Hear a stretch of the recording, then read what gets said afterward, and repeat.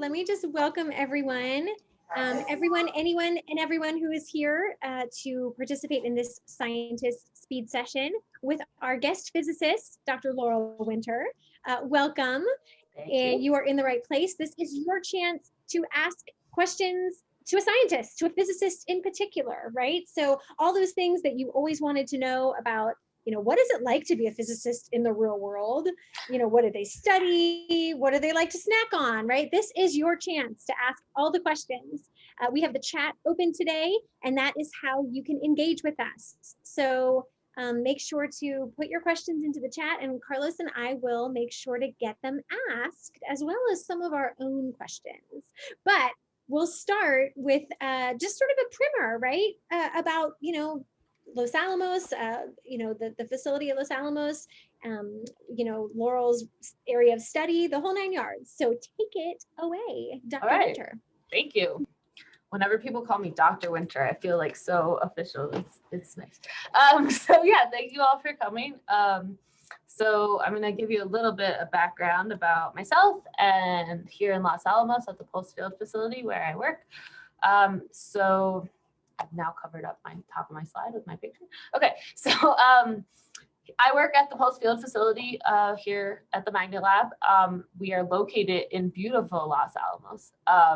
And the picture at the top is our a view from actually as you drive up the hill to Los Alamos, where a lot of us live. There's lots of mesas, lots of green. We have a ski hill. There's lots of fun outdoor things. So I love living here. And then down below, there's some pictures of some of our buildings where we house some of our world-class magnets. A little bit about me. I have been at Los Alamos for a little over 5 years now. I am a scientist here. I am also the user program director of the Pulse Field facility. And so what that means is I interact with all of our users that come here to use our facility and help make their experience really great of being able to use our magnets for high field research. And I started my journey in physics, middle part of my journey in physics at Florida State at the DC facility as a graduate student. So I've been a part of the MagLab family for quite a number of years now, which I love. Okay, so here at the Pulse Field facility, we are home to 4 65 Tesla pulse magnets. So these are our kind of what we call our workhorse magnets. It's what most of our users are coming here to use. There's a picture here on, see if I know how to do this, laser color pen. Does that work? No, whatever. This picture on the top is our magnet cells. We have 4 cells where our users can come use our magnets. Again, we have a relatively new 75 Tesla duplex magnet. It's called a duplex because it runs on multiple capacitor banks, which I'll talk about in a minute. And we also are home to the 60 Tesla long pulse and our world record 100 Tesla magnet, which I will talk about in a minute. Nope, too many buttons. So for fields above 45 Tesla, which you can get at the DC facility in the hybrid magnet, you would need to come here to Los Alamos, where we have magnets up to 100 Tesla. And our magnets are different than the DC facility in that they run off of capacitor banks. So this little schematic picture here, we have a capacitor bank, we have a switch, and basically the capacitor banks get charged up with a power supply, and then we dump all the power into our magnets in very quick, short duration. So on the right, I think, left, I'm not sure, directions in the Zoom age, there's this graph here of what our magnetic field pulse looks like over time. So we go from 0 Tesla to, this is a 60 Tesla shot in about 10 milliseconds. And that's pretty standard for our 65 Tesla magnets, which again can go to 65. And this is a lot of energy. So about our capacitor bank for these magnets is, we can do 4 megajoules actually. So we have a lot of energy and we get to see cool science like here on the bottom where we get lots of wiggly looking pictures that we can explore. And then just real quickly, like I said, we are home to the world record 100 Tesla magnet, which is currently offline as we're doing some upgrades to our large capacitor, or excuse me, motor generator shown here in this big picture. This is, there's some people in it for scale. It's very large. It's like what you would use in a power plant. to create power, and we use this to power our large 100 Tesla magnet. And so here's some pictures of our 100 Tesla magnet. It's the outer set of coils is very large. You can fit a number of people around them. Then we have an inner set of coils that goes inside of it, and this all adds up to 100 Tesla. The field time duration pulse of this magnet looks like this, and it lasts over about 2.5 seconds, the up and down, but the time that you're at peak field is a very, very short period of time. And we do a lot of exciting science on this magnet that our users come from all over the world to do this science. I think this is the last slide, yep. And so I, myself, my colleagues, our postdocs, we all use these high magnetic fields to study basically how electrons move in materials. And so that's what I do for my day job, I guess I would say. So with that, I'm happy to take any questions. Oh, so many questions. Oh, look, and my dad did show up because I was afraid this was going to happen. I love it. I love it. Welcome. Welcome, Dr. Winter's dad. So I have a question because, here at the headquarters facility of the MagLab, which, you've worked at, right? Yes, you worked I have. from our teams. We are really proud of our massive fields, but the fields out at Los Alamos at our pulse field facility, definitely overshadow. They're bigger, yeah. Right? They are bigger. So I just wonder, for like regular people, can you explain, what happens at pulse field facility that's different from the DC facility? You started to touch on it a little bit, but also like what kinds of, are there different kinds of scientists that use the different facilities, different materials? Touch on that a little bit. Yeah, sure. So the most obvious difference is that to create these really large magnetic fields, we need to use capacitor banks. They're capacitor-driven magnets instead of the DC facility, which is essentially, plug it into a wall type power. This is, we just need a much larger power or energy than you can get from a DC type magnet. Physically, our magnets are much smaller. So they're like yay big, my bottom hand, yay big. And this is because we don't need as much physical space to have such a large magnetic field in the way that we provide the energy. And so the center, or what we call the bore of our magnets, are actually fairly small, about 15 millimeters. So like something like this kind of size. Whereas the DC facilities have much larger insides. And so that automatically limits kind of the experiments you can do, because in DC fields, you could, or superconductors even, you can measure rats, you can measure large samples. Here, we're talking most of the materials that people are studying are on the order of a millimeter would be really large. So size of the grain of rice is probably a more average size sample, so pretty tiny. Wow. Yeah, and so that's kind of the big differences in terms of the physical aspects of things. In terms of the science, many of our users are actually DC facility users who then come here because they want to use the larger fields. So there's a lot of experiments that you can do in both types of magnets, and simply you need to come here to reach higher fields. But there are limitations. So anything that's a metal will heat up a lot more in a pulsed field. Metals, when you apply a rapidly changing magnetic field, induce a current. And so, well, this is true in anything, but a metal, you induce more of a current than if you had like a crappy metal that didn't conduct electricity very well. So really good metals, you applied magnetic field induces a current, which then causes your sample to heat up. So we have to use special tricks in pulse field facility to kind of measure really good metals. So actually some materials that aren't great metals but aren't insulating, so are kind of a sweet spot for some of the materials that we want to study. But we have different tools and techniques and tricks, I guess you could say, to how we can measure some of these materials of interest. So I would say those are some of the big differences between the two facilities. I think that's a great comparison for people who are used to us talking about DC magnets, right, Carlos? And, to kind of understand the complexity of the pulse field facility is really important. Yeah, I know one of the other differences is that the pulse magnet facility, those magnets only have a certain life. Yes. Can you talk about that? Yeah, sure. That's a good point. So yeah, in the DC facility, I actually don't know as much about, you guys obviously do, but in the pulse field facility, the lifetimes of our magnets are definitely much shorter.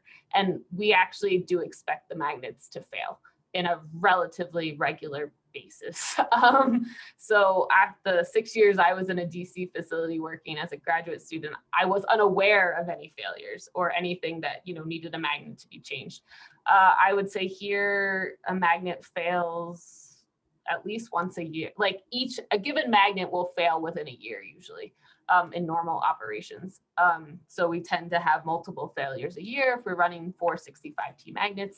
And so this is simply because of the stress and strain that these magnets feel and deal with in this large energy regime of using the capacitor bank. The materials, just after a while of being a large amount of energy put in them and a large field being created, which causes stresses to the metals and the materials on them, eventually it just can't take it anymore and it breaks down in some way. And so they fail. It's kind of like a stick of dynamite going off. It can be very loud depending on how the mode in which the way it fails.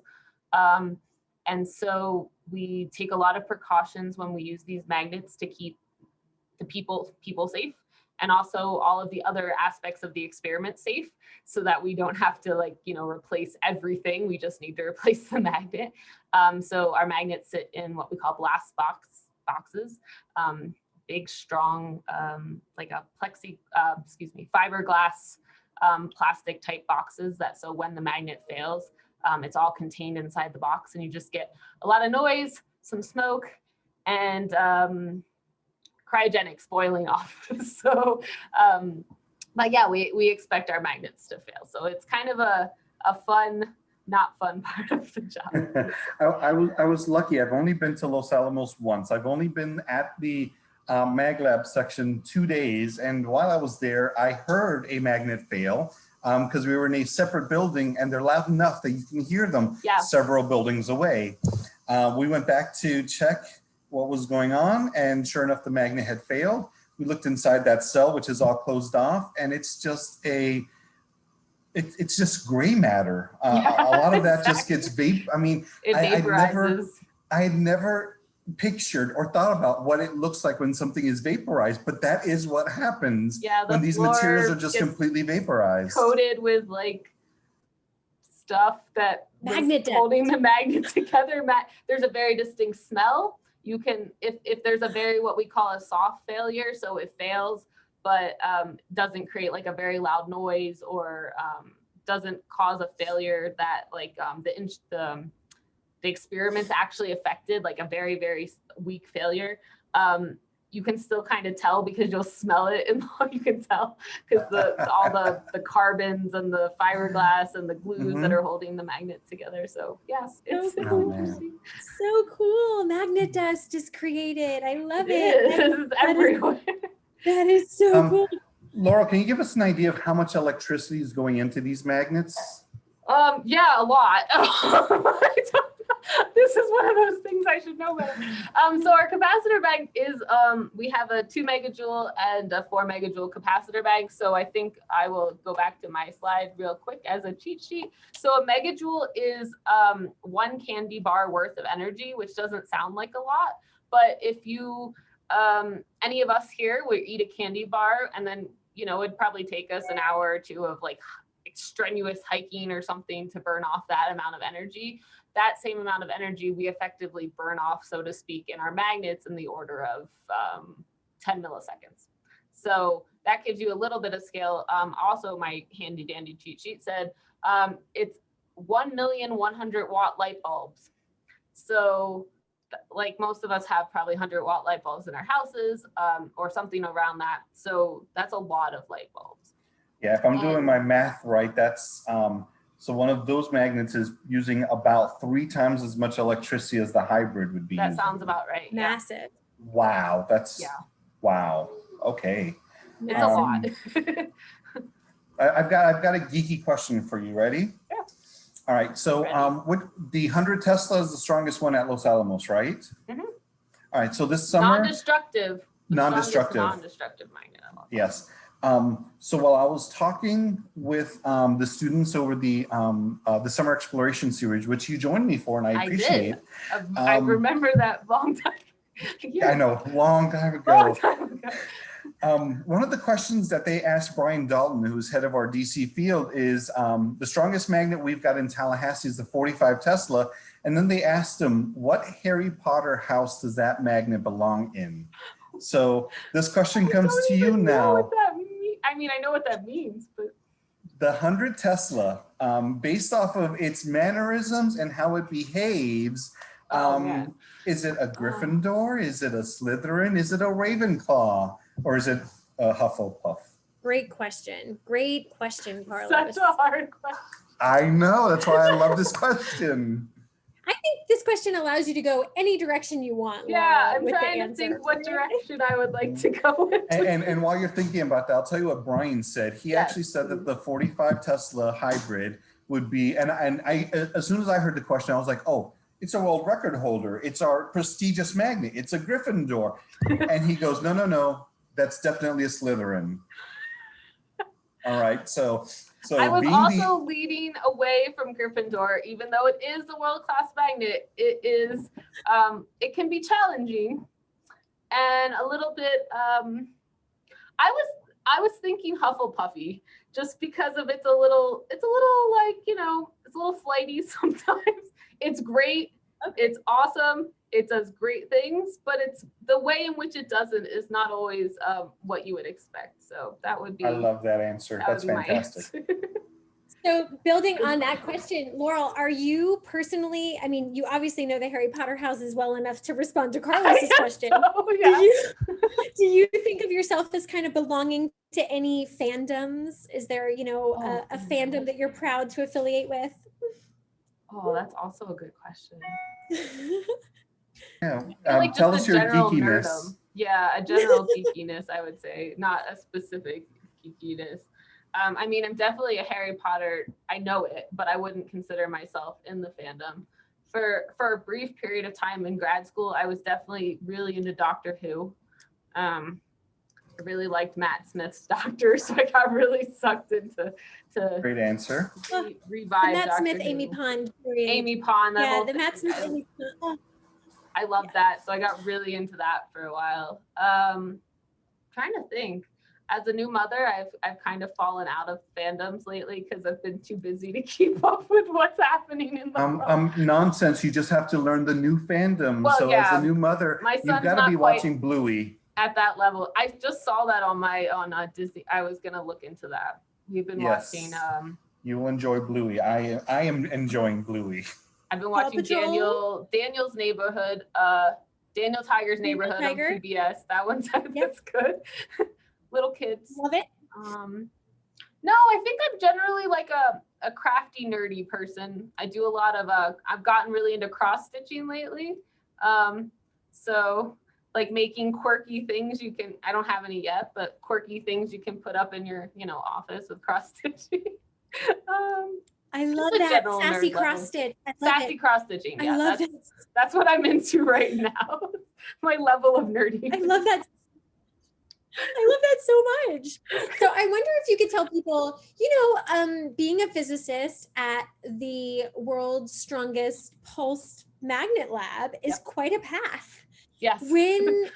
Were you always into science? Were you always kind of thinking like physics, that's what it's going to be? How did you get here? I don't know. I have just no. I do have a path. I wish that I had like as early a path knowledge as some people I've met who, they're like, I grew up knowing I was not like 5 and like, I want to be a scientist. At least not that I remember. Maybe my dad would know, but he can jump in the chat. But yeah, I was always, I liked doing things like building things. That's kind of my earliest memories. My dad is an electrical engineer. So, he had that knowledge. He I was definitely got a lot of support of math and sciences in school. And yeah, my dad will tell you all the secrets. And so I really liked it. I was good at it. I really actually liked English and literature a lot more in high school. That's like kind of where my, again, nerddom fell, was I loved reading and writing and all of that kind of stuff. But no disrespect to the English majors out there. I was like, I wanted something more challenging for me. Like it came too easy to me. So I was like, you know, I wanted something that would be harder, I guess, for me to do. So I probably picked the science that I had the most trouble with, physics, because in part I had a physics teacher who was kind of like, girls don't do physics. And so I was like, yes, I can. And so that kind of got me in the mindset of I want to do physics. And I have learned from talking to lots of other women in physics and science, that's not as uncommon unfortunately, path into the sciences as I originally thought. I've met a lot of women who have felt kind of they entered that world the same way, which I would say on the good side of that coin is like, you know, it empowers some, you know, what empowers someone is what empowers someone. So for me, it was like someone saying, I don't think you can do that. It was me saying, well, I can do that. Like, watch me. So that was like the little push I needed to pick something I was already interested in, but the little push to go a little bit farther. So all that to say, I went to undergraduate. I was kind of open to a science, but kept with physics. Really like the engineering aspect of physics, like the building and the hands-on. So in condensed matter, especially what I do now and what I've always kind of done is a lot of tinkering with things, building equipment, building probes, building like the experiments from the ground up really to use in these large magnets. And so that really appealed for me, getting my hands dirty and as opposed to like something more like nuclear physics or something where you might take the data from a large facility and kind of code and all that stuff. I liked putting my hands on it. So did that in undergrad, went to grad school at Florida State because I was lucky enough as an undergrad at Clark University. We had our own little 40 Tesla pulse magnet, which is like rare, obviously, for a university to have one. And so that was kind of my introduction to high magnetic fields was 40 Tesla pulse magnet at my university. So I went to the DC field facility where I got to play with larger magnets also. And then when that was done, I was like, I really like this. I'll go to the pulse field facility. And so I joke, but it's true. I have no sense of scale. My whole science career has been 20 Tesla and above, which took me way too long in my career to realize that I was very fortunate in that regard. So I love it. I love being able to use these really big magnets to study little tiny things. And yeah, after my postdoc, I did a couple other things at the Los Alamos lab. And then an opening for the user program director came about when my good colleague, John, retired. And I was sad about that, but it opened up an opportunity for me to take his job. So now I am the user program director, and I really, really like that because it allows me to do the science that I like to do, but also allows me to help scientists from all over the world do the science that they're interested in. So I love that. I love that as a path and as a story. Yeah, my long-winded path, sorry. No, it was so fantastic. What a great explanation and you know, reminder for people that like sometimes it's not like you know when you're 5, right? I did not. Right? I think that that's perfect. I have like 17 questions, but I'm gonna let Carlos ask one. That's fine. Actually, what I wanted to do is point out a theme, listening to Laurel tell her story. And by the way, it is not unusual at all to go to college in one direction and then leave going in a different direction. Yeah, definitely. I came to FSU as a music composition major.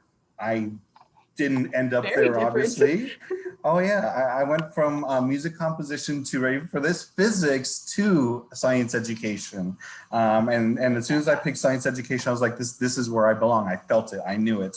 But that's not the theme I was going to go for. What I noticed you talking about the magnets and using the words play with, not work with, is something that not just you, but Lissa said last week, Dr. Anderson, And I think Matt said it as well on Monday. So I'm sensing this very important thing where becoming the scientist or a physicist is more about enjoying what you're doing and playing with these multi-million-dollar toys more than it is about going to work and having to do these papers. Yeah, I mean, if this was not something I enjoy, I would not do it. It's a lot of work, which I think anyone, you know, any scientist would tell you. It's work, it's energy, it's effort. But I love it, and that's why I keep, you know, doing it. There's good days, there's bad days, like any other job. But yeah, at the end of the day, if it wasn't something I enjoyed, it would not be worth the amount of effort that you put into it. Just, you know, it doesn't sound nice, but it's just true. Yeah, but it's like playing, like it's just fun. Like it's to me, that's science. That's the excitement of science, is trying something, of playing with something that you don't know what the outcome is going to be. You don't know the answer, and that's why you're doing it. Because if you knew the answer, it'd probably be a lot less fun and exciting to do. We have a question in the chat I don't want to miss, where someone wants to know, you mentioned kind of crafting and craft nerddom. And so someone wants to know whether your craft knowledge has ever helped you at work. Have you made any science-inspired crafts, or has your craft knowledge helped you in your real science job? I have not made science-inspired crafts yet, but it is definitely on my to-do list. Yet is the key word there, yet. Yet, yeah, it's coming. I've been searching on Etsy for the right, like, science nerdy art craft I could do. But has it ever been useful? I mean, I think and I think other scientists would say the same. I definitely have like an artistic bent to myself. Like, I'm really interested in art and music and literature. And I think that creativity is like a really necessary part of science. So like just having ideas and yeah, creativity ties into science.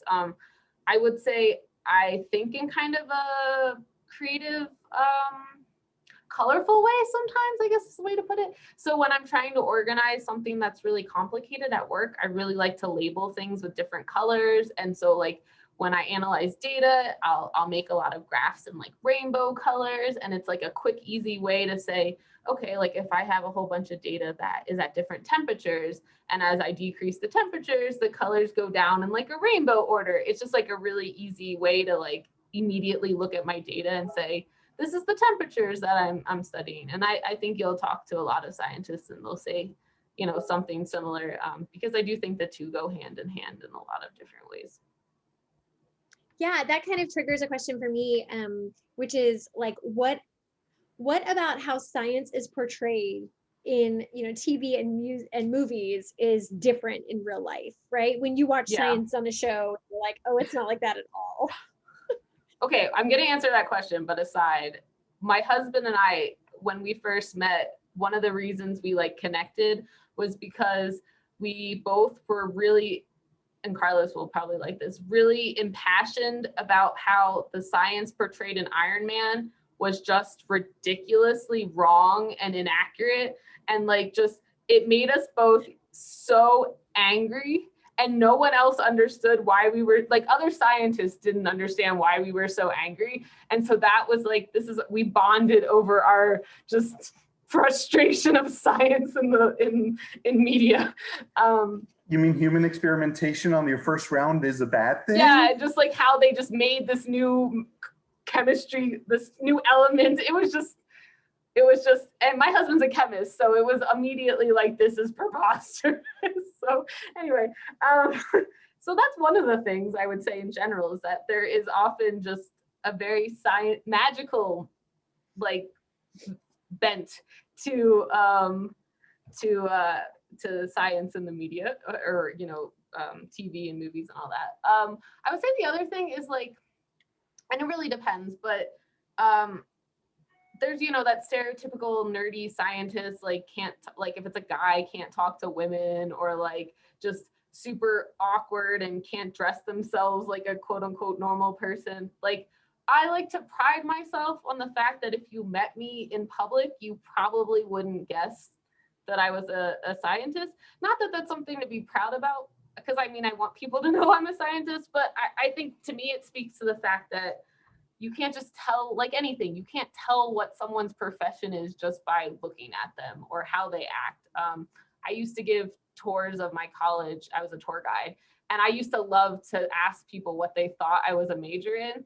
And people are always like, oh, you're an English major or like an art major. And I was like, I'm a physicist. And it was like, and that's another reason why I really like what I do, because I think it's really important to show the diversity of people in anything, but you know, because I'm a scientist, the diversity of people in scientists. I don't feel like you can just pigeonhole me into like, she's a scientist, she looks this way, she acts this way, she talks this way. And so I actually, that's one of the things I like about myself and being a physicist is I am who I am, and that's cool. And so that's kind of what irks me. I love that. I love that answer. You're right. Scientists are so often portrayed in sort of a, you know, stereotypical way, which is part of the fun of doing sessions like this, because we get to meet scientists and talk to them and see that they're like normal people who watch. I mean, some of them are less like normal people than others, but there's some normalness in all the people, I would say. Anyone can be a scientist. Laurel, I want to know, is there a material, you know, in your personal research area, like, is there a specific material that you're studying that you're really jazzed about, and like jazzed about what it could mean for like regular people who might be watching today? Sure. Probably less of regular people jazziness. So one thing I do actually study off and on at Los Alamos, which is unique because I'm at Los Alamos, is I'm really interested in studying plutonium and other actinide materials. So the bottom of the periodic table, those little, the lanthanides and actinides, and that row by themselves at the bottom. So the actinides are radioactive materials, and because Los Alamos has, as many people might know, the atomic history of Los Alamos and the atomic bomb, there's a lot of scientists here that study just the basic fundamental properties of plutonium. And so one of the really unique things about being at the Pulse Field facility here at Los Alamos is the ability to study plutonium, which not a lot of people have access to just because it's radioactive, in the world's largest magnetic fields. And so it's not just me, it's also my collaborators here at the MagLab and other parts of the laboratory, but we are able to study just the fundamental properties, like how the characteristics of material of plutonium change as you apply a large magnetic field. And so nothing terribly exciting to report as of yet, but just in going kind of back to what we were talking about earlier with playing, I just have the opportunity to study a material in a regime, in an environment that no one else can.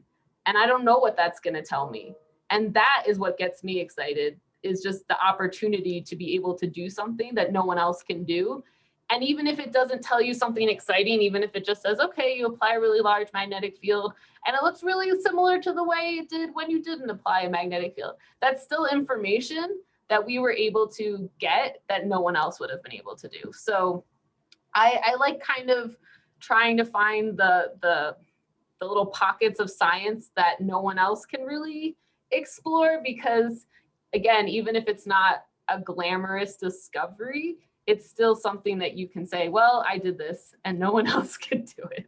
So absolutely. That is so cool. Carlos, I feel like we had a question about some of those radioactive elements at one of our sessions earlier. Was it, what, do you remember that question? It wasn't a question, it was a statement that I love working at the MagLab because I will run into somebody just casually carrying plutonium or uranium around the hall, or getting emails asking for spare americium, or my favorite one, somebody looking for some leftover gold thread, to which I go, gold thread's a real thing? Oh yeah, no, that's a good point, yeah. And I felt like Jason and the Argonauts, like if Jason knew all you had to do was send an email, he wouldn't have gone on the quest. So yeah, gold floating around, yeah, gold, platinum, silver, yeah, diamonds. exactly, and all those diamonds. I do diamond pressure work with diamonds.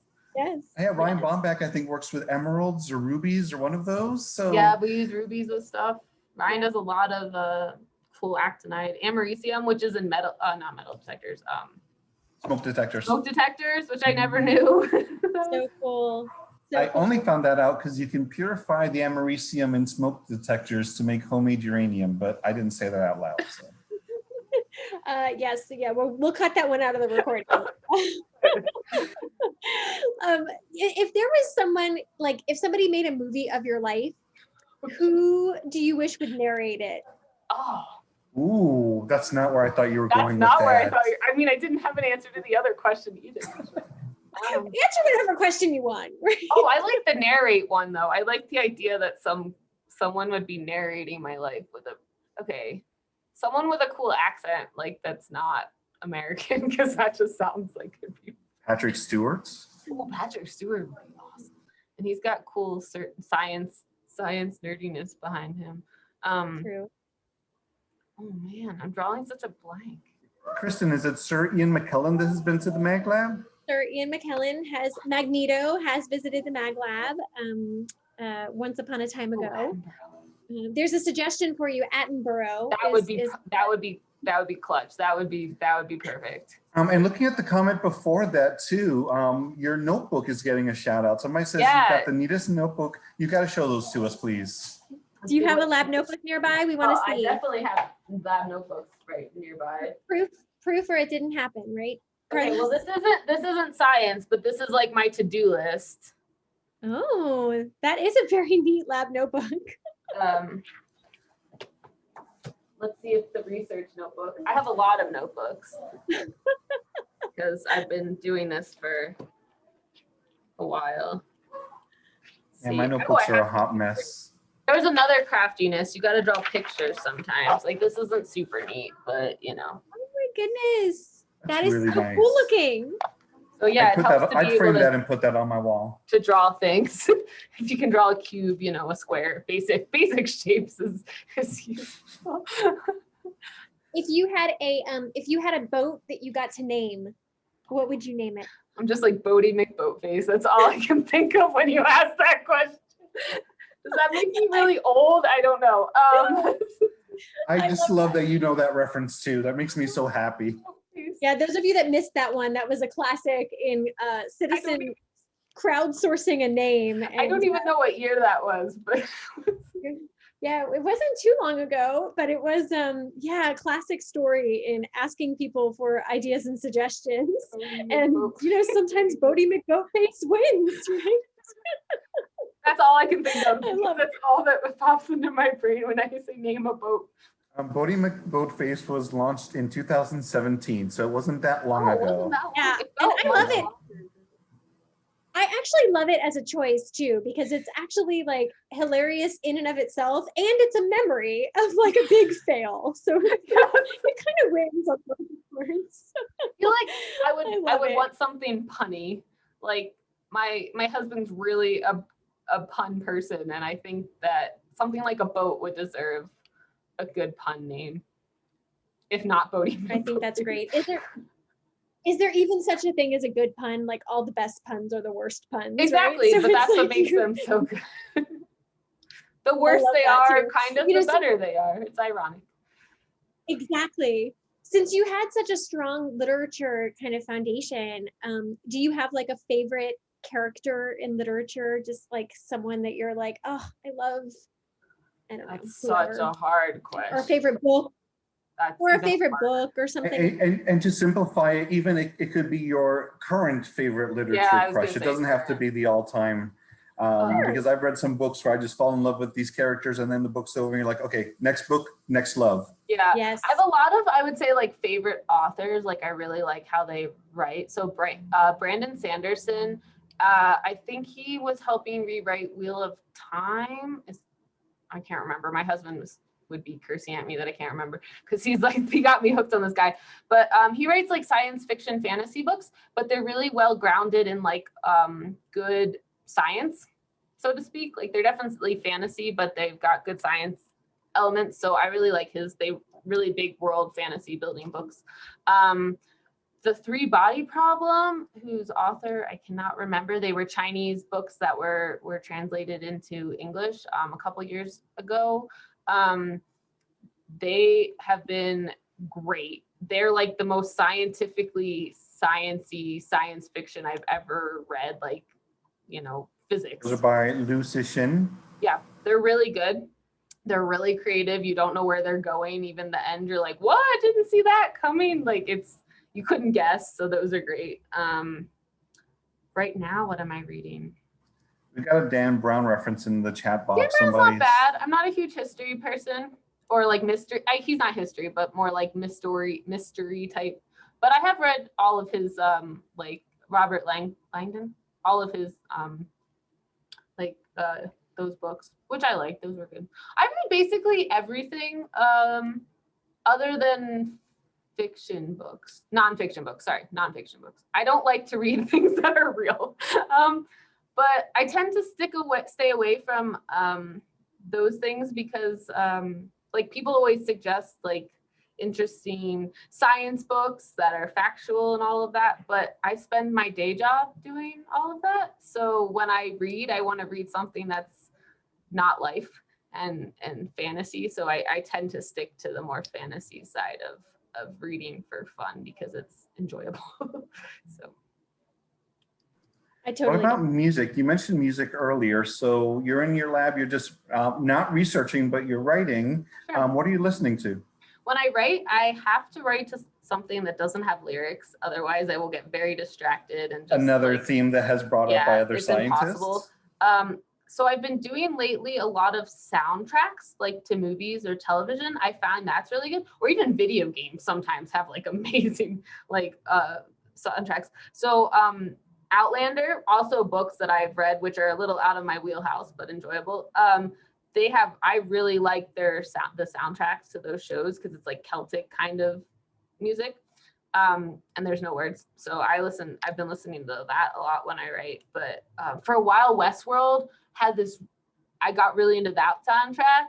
But the problem with that was the non-lyric songs were still songs that I knew had lyrics to them, a lot of them, because they were like old-timey cowboy songs of like Painted Black or like, so they sounded awesome, but then I'd be like, I know the words still. So I found that I can't listen to like classical versions of pop music because it's too distracting to my brain. So, but yeah, more like soundtracks. I wonder if you will do a little thought experiment for me. I pulled up a question for these Ask Me Anythings just to kind of get a view of how scientists' brains work. Okay. So I wonder, would you categorize cereal as a soup? No. And explain. It Explain your confounds thinking. me that someone would categorize it as a soup. I guess because when I think of cereal, I don't require cereal to be in a liquid. So like I tend to actually eat cereal I rarely put milk or my cereal in milk. I tend to just eat it dry. So to me, it is definitely not a soup because it does not require a liquid. And I guess a soup requires a liquid to me. Okay, well justified and an interesting insight. I'm going to bring up more of these in future scientists. I like that. Oh, you have to ask the follow-up. Is a hot dog a sandwich? Is a hot dog a sandwich? I guess so. I mean, it's in bread. Is anything in bread a sandwich? I can't think of an example where something not. It's a hard one. That's much harder to me than the soup cereal question. Well, you had such a great, solid foundation. I feel like very strong in that. Isn't. Yeah, but sandwich is ill-defined to me because you can have open-faced sandwiches. I mean, I personally don't really eat them, but I know they exist, and that's okay. But I also don't think of something like as an open-faced sandwich, like a pizza. Ooh, it's getting real deep now. I love this. I feel like this is what I'm going to think about for the rest of the day. What is a sandwich? So just to complicate things, I'm going to throw calzones in there and just sit back and watch the chaos. I mean, my gut is not a sandwich, but based on all of the things I just said, I don't know how I rightfully could not call it a sandwich. I know this gets tricky. I think these are just fun thought experiments to see how do. people's brains kind of put things together. I also am curious, it's March, and in March I always think about like St. Patrick's Day and like I don't know, like luck. And Sure. I wonder, is there anything that you do like when you're doing science? Sure. Do you do like anything with like luck in mind, right? Like I always load my probe in That's a this good way, question. or I don't know, I just weird, quirky things like don't that. actually think I do, which now that you've asked that, I'm really surprised that I don't, because, and maybe this explains some of the things of my less successful experiments. No, I'm surprised that I don't, because in high school I ran track, and that was a very superstitious lot of athletes that I was like, I would always do very certain things, and like I always had to warm up in like this, and I wasn't good at track, so I mean it wasn't terribly important, but like always wore the same t-shirt and the same socks and all of that stuff. But no, I don't think I do, but I'm gonna pay attention to that next time. No planting. I mean, no. I feel no like judgment or anything. So someone in the chat said they do. And I think this would be an interesting poll of other scientists, because I'm not aware of other scientists doing this, but obviously someone does. So I'd be interested to know how many scientists or scientifically minded people feel like they need a luck charm, or have a lucky type charm when they do science. Oh, we did it. Donuts for the cryo gods. I've heard of that before. I've not heard that. We did a little feator story on this, and I'm going to see if I can find it and put it in the chat. I must have missed several it. years ago. It's Okay. no, it's many years old now. Okay.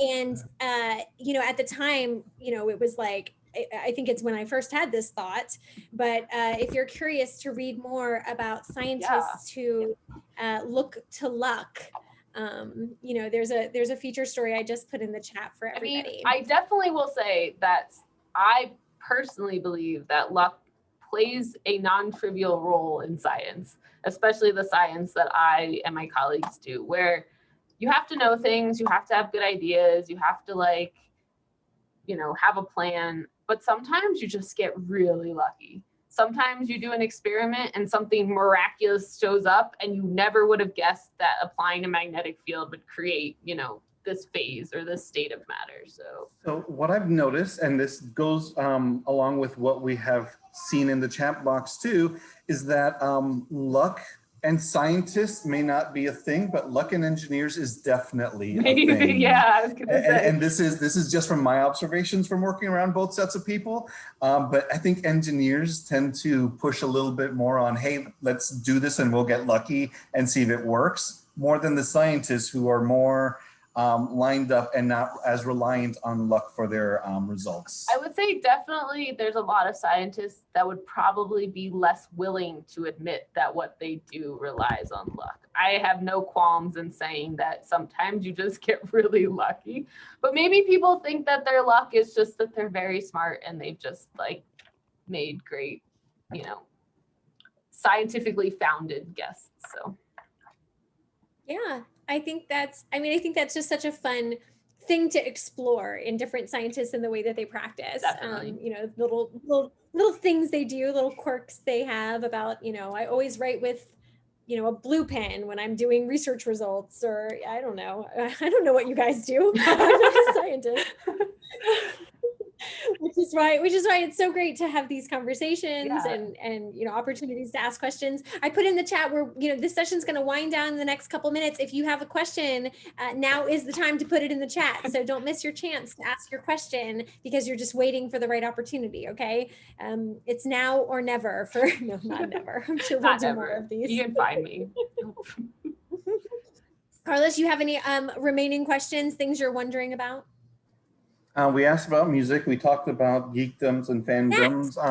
I love the fact that you, Laurel, you said that you enjoy shattering those stereotypes, because that's something that I've been getting to more and more, including, Kristen knows how much I love my Transformers, but my current love right now is my Transformers and My Little Pony crossover, which is a real thing I didn't think was ever going to happen. but I'm reading those right now. So That's again, a fandom mash that I would not have guessed. And I'll tell you what, I think it's Hasbro's just going wild with all their mashups, because right now it's Transformers and Back to the Future as the mashup. So there you I do go. love Back to the Future. Well, they made a DeLorean a Transformer now. So, and his name, Gigawatt. Obviously. I need to buy one and put it on our generator, since we Speaking have a of that, 1 exactly. point. Yeah, what is that? 1.4. 1.4. Yeah. You have 1.4, but at Back to the Future, I think it's 1.21, right? Yeah, we have a 1.4 gigawatt generator. And there's somewhere floating around on the internet, there was a DeLorean in the building with our generator a couple years back, because someone, a scientist I work with owns a DeLorean here at Los Alamos. And so we did take a picture with the DeLorean and the generator on like Back to the Future Day, which that would probably tell you when the picture was. 2015, right, Carlos? October 21st, yes. 2015. So I'm guessing around then. If you're looking for that picture, there's your date, October 21st. There you go. Go search the interwebs. I think Los Alamos posted. I love it. And Laura, I want to bring your attention to the most recent entry into the chat box. Yes, my father challenging luck and engineering. Just wanted to make sure you saw that before we say goodnight. Thank you. Yes. Well, speaking of luck and science, I think we have all been super lucky to get to spend this time with Dr. Winter. Thank you so much for playing along with us and sharing some insights about both your research and the Pulse Field facility, which are both super, super cool. And just sharing your thoughts. This has been super fun. I've had fun too. I'm glad we could do this, and hopefully we can do it again someday. Awesome. Thank you to everyone who joined us tonight at this virtual MagLab open house session. There's still more sessions to come, so check out our website to find, future scientist speed sessions. We're going to do some cooking with chemistry tomorrow night. We have another open house escape room. Ooh, I want to try that. I missed the last one, so it's not for the faint of heart. Okay, it's not easy. So come prepared. Yeah, right, I'm ready. Bring your brain, get ready. It's open to anyone and free. And we will be there to facilitate it and help provide any clues. That's Thursday at 7 p.m. Eastern time. So join us. Even if you have to come late, log in so you can get the link and everything. Cool. And play on your own, because it's a lot of fun. So anyway, with that, we're going to wrap this session tonight. Thank you so much. Thanks for having me. Yay. We'll see you guys at a later session.